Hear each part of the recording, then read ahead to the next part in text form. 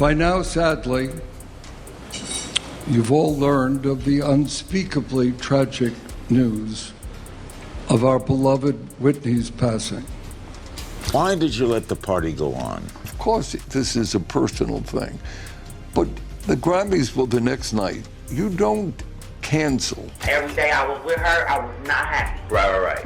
Like, I was not happy. Right. It was the right thing. And I saw myself, like, I was like, yo, I'm on top of the world. Right. Look at all the people I'm shaking hands with. Did Clive Davis and Ray J really pocket millions from Whitney Houston's tragic passing? The newest evidence is absolutely bone-chilling, exposing a sinister plot that points fingers at two of the biggest names in the industry. You're not going to believe what we uncovered. I know what Clive Davis did for Whitney Houston.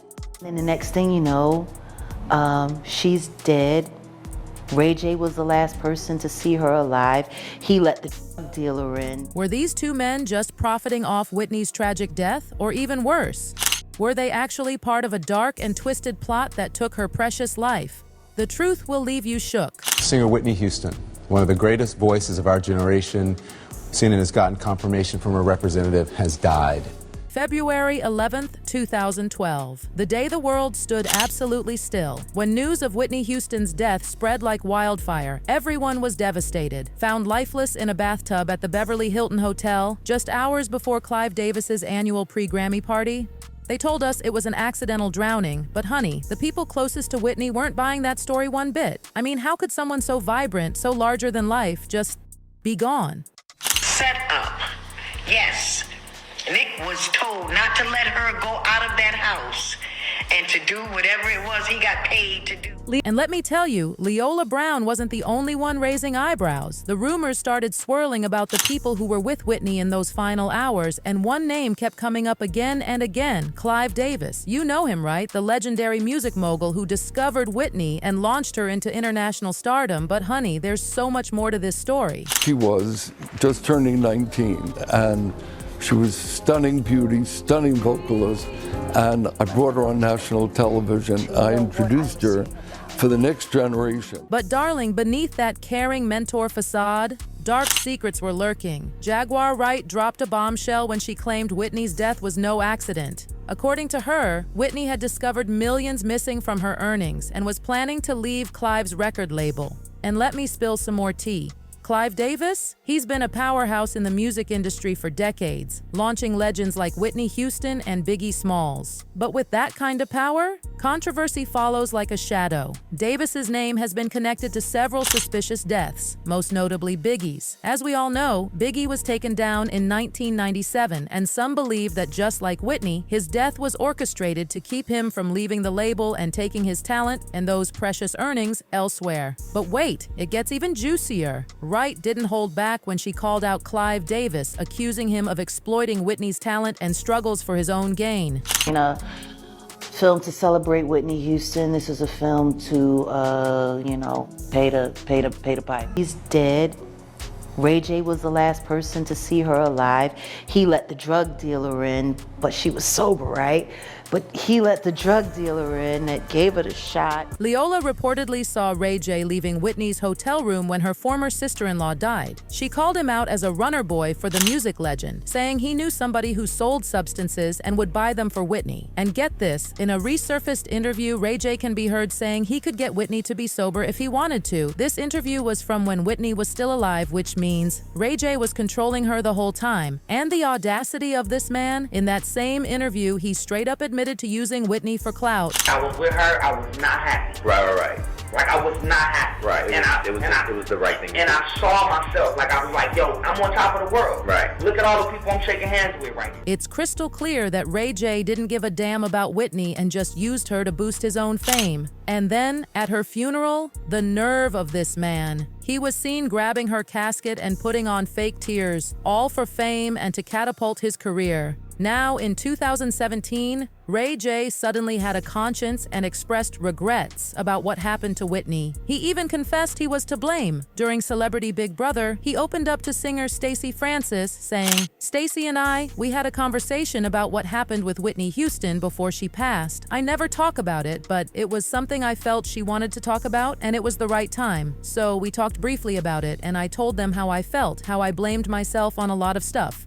Ray J claims that although several media outlets offered him millions to spill Whitney's secrets after her death, he turned down every single proposal. He said, "I had so many people calling me offering millions of dollars to have an interview. I was like, I don't need the money. It's not good money. That's just not right. My karma would be bad." Let me take you back to how this whole messy situation started. Ray J and Whitney's relationship was the talk of the town for years. Whitney was already a massive superstar when she met Ray J in the early 2000s. Meanwhile, Ray was just a young up-and-comer, having appeared on shows like The Sinbad Show and Moesha, and had just released his debut album, Everything You Want, in 1997. He was literally still a teenager when he got wrapped up with Houston's talent and presence. In my car way. No one knows exactly how they met, but honey, they became thick as thieves real quick. They were spotted everywhere together, events, parties, and Ray J even showed up on Whitney's reality show Being Bobby Brown in 2005. The show gave us all a front row seat to Whitney and Bobby's rocky relationship, but it also showed just how close she was with Ray J. As time went on, the rumor mill started churning. Some said Ray J and Whitney were more than just friends, while others insisted they were purely platonic. Neither of them ever confirmed or denied the speculation. After Whitney's tragic passing in 2012, Ray J was reportedly devastated, describing her in interviews as a mentor and friend, saying, "I really miss my friend, you know? I really do. I'm still hurting." But chilly, we can't ignore Clive's involvement in all this mess. The tea about Clive Davis potentially profiting from Whitney's death has sent shockwaves through the music industry. These revelations expose something called the death clause, a shadowy provision that's been kept under wraps for years. And let me tell you, it's scary. This sneaky clause, also known as a non-performance or fail of performance clause, gives record companies an insane amount of power to profit even after an artist dies. It makes sure labels not only get their money back, but also grab a huge chunk of the deceased artist's future earnings. Think about this for a moment. When an artist signs his name on the dotted line to a record company, the record company will in many cases own all of the masters for the songs recorded under that contract. And when an artist signs to a major label, it's safe to say that their death is in many ways factored into the initial investment.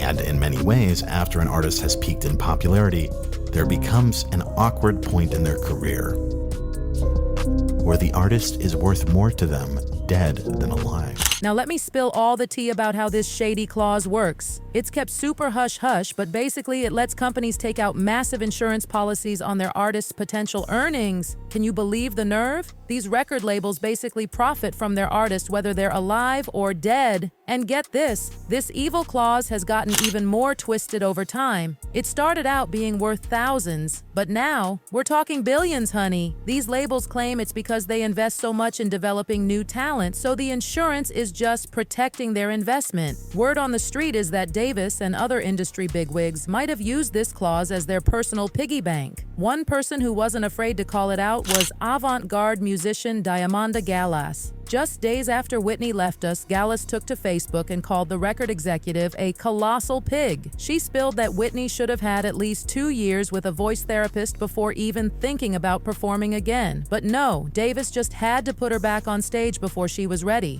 Gallas wasn't playing around. She wrote, what was she put on stage as? A lesson that substances, hey, wanna see a crack hoe sing? Courtesy of Clive Davis? Wow, man, that will be some freaky shit, right? You bet, man? But wait, it gets worse. She claimed Davis could now package her death in frills and sell it big time, even when record sales were at their lowest. She even predicted what that 79-year-old record industry veteran would say, and Clive and Sony will say, even though we do not hope to even break even with this uncompromising tribute to Whitney Houston, we feel personally that it is her due as the foremost singer ever on our labels and as the lovely girl she always was to us. Of course, Davis's people clapped back real quick. His spokesperson said, while Miss Gallas is entitled to her uninformed opinion, her Facebook post is wholly inaccurate and offensive. Clive Davis cherished Whitney and shares a mutual love for the Houston family. It is absolutely outrageous for anyone to suggest that Mr. Davis ever had anything but Whitney's best interest at heart. But honey, Galas wasn't alone in these accusations. Jaguar Wright jumped in during a recent interview, claiming Davis knew he needed Whitney back under his control, and that's why he was forcing her comeback. Let me remind you, Clive orchestrated Whitney's big comeback in 2009 after years of substance abuse and that messy divorce. Her album, I Look to You, sold 304,000 copies in its first week, putting Whitney back on top and giving her the best debut week of her career. Clive was all smiles back in 2009, saying, "She still stands for the best of songwriting, the best of singing, and we know the public wants it." There is a song on this album which is called I Didn't Know My Own Strength, and it really speaks for Whitney. She tumbled, but she didn't crumble. But after that, Whitney didn't release anything else. Her voice was shot from all the substance abuse, and Clive was not happy about it. But here's the tea. Despite Whitney's obvious vocal problems and fading star power, Clive kept acting like everything was fine. Makes you wonder if he was more interested in his bank account than Whitney's well-being, doesn't it? And get this. The day Whitney died, February 11th, 2012, the day before the Grammy Awards, she was supposed to attend Davis's annual pre-Grammy party. The whole world was devastated, but Clive, Chile, he still hosted his party at the Beverly Hilton Hotel that evening, with Whitney's body still in the building until 12:45 a.m. The audacity. By now, sadly, you've all learned of the unspeakably tragic news of our beloved Whitney's passing. At the start of the party, he gave this little speech saying, "I am personally devastated by the loss of someone who has meant so much to me for so many years. Whitney was so full of life. She was so looking forward to tonight, even though she wasn't scheduled to perform. Whitney was a beautiful person and a talent beyond compare. She graced this stage with her regal presence and gave so many memorable performances here over the years. Simply put, Whitney would have wanted the music to go on, and her family asked that we carry on." That somebody, my niece, just like they killed her mother. Whitney didn't hold back when she told Oprah, "We weren't buying $20 jumbos, we were paying money. We were buying kilos and ounces and ounces. We would have our stash." The legendary Whitney Houston, with that voice that could move mountains, left us on February 11th, 2012. Her death shook the world to its core, leaving fans and the music industry absolutely devastated. While her music lives on forever, the truth about her final days, that's a whole other story. The autopsy on Miss Whitney Houston, it was concluded today. Now, officially, they said Whitney died from accidental drowning, complicated by heart disease and cocaine use. The 42-page coroner's report found all kinds of substances in her system: marijuana, Xanax, Benadryl, and Flexeril. But they said only cocaine and its effects contributed to her death. The other stuff wasn't enough to be lethal. Sometimes. Always? Not always, no. Sometimes. That means some.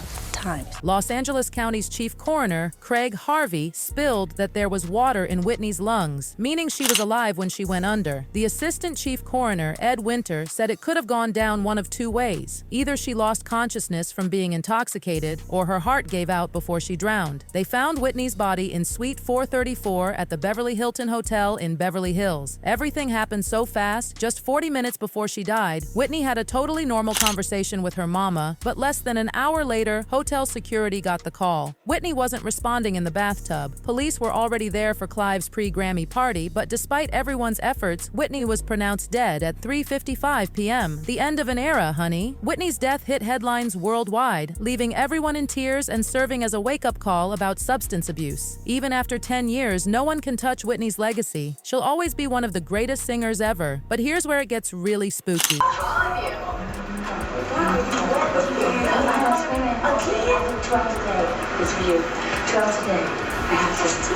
In her final hours, during rehearsals with Brandy and Monica for Clive's party, Whitney handed Brandy a note. To this day, Brandy hasn't told a soul what was in that note, but many people, including Jaguar Wright, think it might hold crucial information about what Whitney was afraid of in her last hours. Was she trying to warn Brandy about something? While we might never know the whole truth about what happened to Whitney and her daughter, the stories from those closest to them paint a seriously disturbing picture. Was Ray J just an innocent bystander, or was he part of something bigger and darker? And why in the world did Clive Davis keep partying after Whitney died? The questions keep piling up, and as more people come forward with their stories, we can only pray that someday the truth will finally come to light. Anyway, that's all the tea I have for you today, loves. Bye. Today, loves. Bye.